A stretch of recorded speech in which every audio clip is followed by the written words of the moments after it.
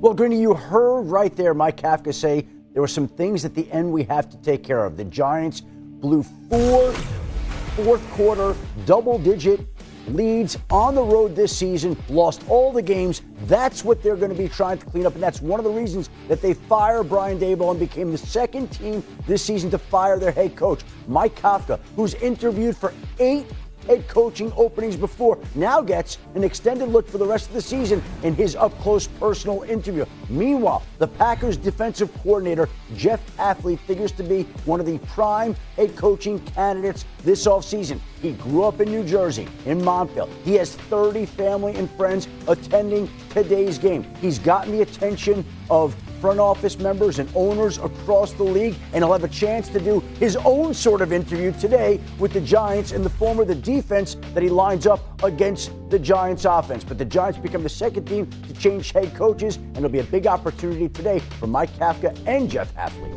Absolutely, and for a lot of reasons, I think that this Giants job will be one that is very attractive for all the potential head coaches out there during the offseason, and there are 2 reasons why. Jackson Dart.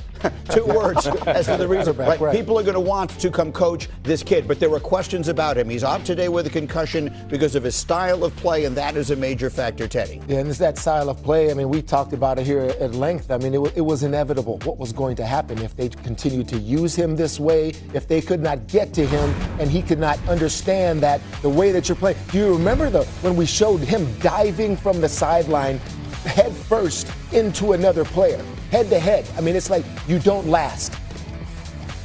Black and white. Defensive players lift more weights than you do.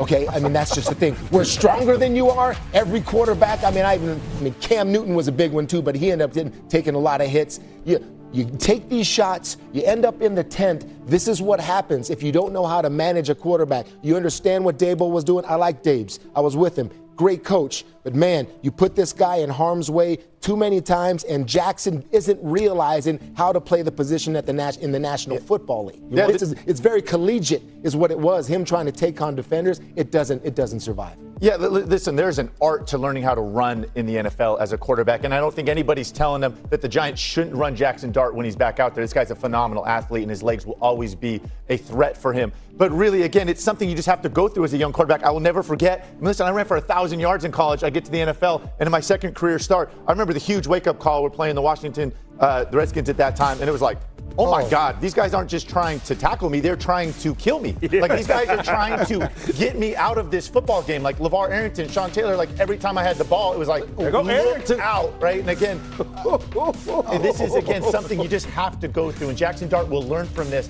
And you think about the great runners in the NFL right now that are so good at this, right? Lamar Jackson is so phenomenal at not taking big hits. Josh has really learned this really well in key opportunities, running the football, not taking the big hit. The thing for me when I look back at last week when he got the concussion, they were up by 10 points in the third quarter, right? Like, we don't have to continue to go to the well of calling his number in the run game, right? We really need to be better at picking and choosing our moments to utilize him. Why don't you go down there? I don't know. I just ask myself the same thing. To me, it finally happened. All of this talk about the Giants, how they had us up and down as analysts, as fans for the Giants, it was a good thing to see. Then Scatterboo gets hurt. Mm-hmm. So now the question that the Giants fans probably was saying, do not get Jackson Dart hurt. The most designed runs in the National Football League for your quarterback, the Giants had that. Daboll was designing the most runs with this young quarterback, and by getting him hurt. Going into the blue tent, I talked about this man was fighting for his life. But now, let me get back to what I'm saying.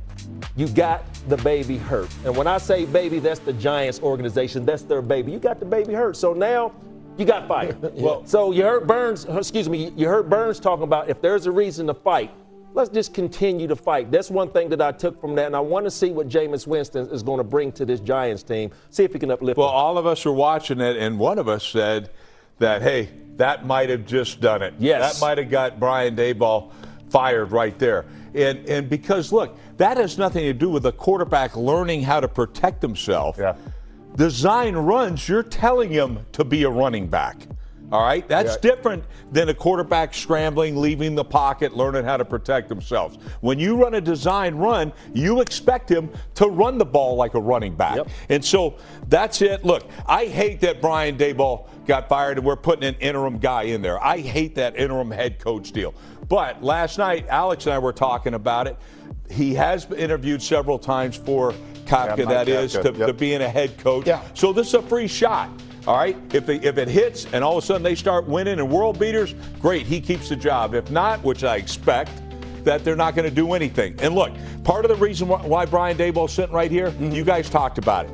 He went 4 games, you're up by 10 points in the fourth quarter. That's a great thing. But a team thing is this, closing things out. It's not only your horrendous defense, which, by the way, is the second highest paid defense in the league. It's the fact, who did you bring in to run that defense? All right? So, quite honestly, that's it. All right? You bring in a college guy with a lot of college experience, that's a mistake. All right? But that's a team thing. You got to be able to close out games. We call it a 4-minute offense. You got to learn to close out games on offense as well as defense. So we'll see if they do. They certainly didn't get that done. Shefty has one further thought for us. Shefty. Well, Greeny, the belief around the league is that the Giants did not do Jackson Dart any favors. They called 5 quarterback runs for him last week, one after he came out of the blue medical tent to be evaluated for a concussion. But there's also blame on the other side as well. Inside and outside the Giants organization this past week that have been talking to Jackson Dart about getting down, about getting out of bounds, about sparing his body. And the best way to help his team is not getting the extra yard or two, but to make sure that he's okay to play the rest of that game and the weeks to come. And so it goes both ways in the feeling of people across the league. And that is why the Giants are at where they're at today. Absolutely. And I'll just say it again. Between Jackson Dart and Malik Neighbors and a lot of good young players on defense, that's a job a way to win. And, Han, I also have to say to you, congratulations on the Notre Dame win against Pittsburgh yesterday. A huge win for Notre Dame football. But I do want to ask, what happened to Notre Dame basketball losing by 39 points to the Michigan women's college basketball team? The Notre Dame women's college basketball could not hang with my Michigan women Wolverines basketball team.